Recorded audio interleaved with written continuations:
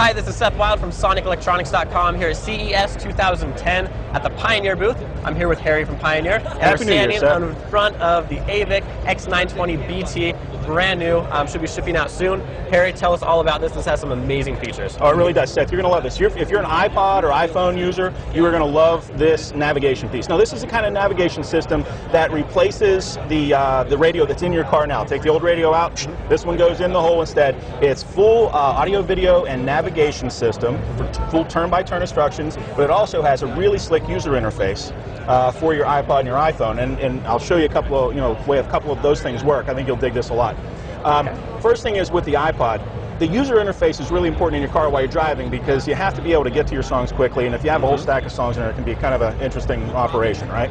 So, look, I'm going to, the list here goes like this. It's the artist name on the top, and then the album name, and then the song name. So if I want to search by any of those, I just touch it on the screen. I'll touch the artist name, and that'll open up my search for the artist. Now, just like a smartphone, or maybe like an iPhone or something like that, we have gesture commands on the radio, so I can just sort of flick that like that, and you see the letters get smaller and they scroll by just like they do on some phones you've probably seen before. Then they get a little bit bigger and jump up. So I just do that again, just flick it like that, get to the song I want and touch OK and go. But instead of, maybe flicking through 100 different screens like that, if I want to, I can just use the alphabet search on the side, and that sort of works the same way. So, I mean, the gesture command is the key to making this thing work. It's part of the user interface. But when you watch the screen, every time you touch the screen in a different place, cubes will roll by and different information changes by. It's full accelerated graphics, very, higher-end hardware to make this stuff work, but it looks really cool. It's a really slick interface. We have another cool thing in here called MusicSphere, and MusicSphere is kind of proprietary Pioneer software that is, it's an add-on really to iTunes. And what MusicSphere does is it takes all of your songs in your iTunes collection and will examine those songs and create custom playlists for you automatically. A lot of people don't use playlists because, well, you have to create the thing. A lot of people do, but a lot of us are kind of lazy and don't. So MusicSphere will examine your songs and create playlists based on kind of different feelings that you may have. Are you angry today? Are you happy today? Are you excited? Are you kind of down because you have to go to work on Monday morning? You cranked up because it's Friday afternoon and you're going out tonight? So it'll create those playlists for you. So I'm going to touch the MusicSphere button here and bring it up on the screen. Now, we created the playlists on iTunes on your computer, and we connected up your iPod, so the playlists are on your iPod. When we plug the iPod back into your car, MusicSphere comes up on the screen. And we can change around, just swirl this thing around and select the different playlists that it created for us from your collection. So that's kind of two pretty slick things in a full AV and navigation system. But there's a third one that I want to show you too, and it's something that I'll bet a lot of your listeners and viewers are aware of already, and that's called Pandora. Yep. A ton of people have Pandora on their computers, and they have it on their phones. Well, we're going to take the Pandora application and apply it from your iPhone to the radio. So now I can touch my Pandora button here, and I have full control over the Pandora app through the iPhone.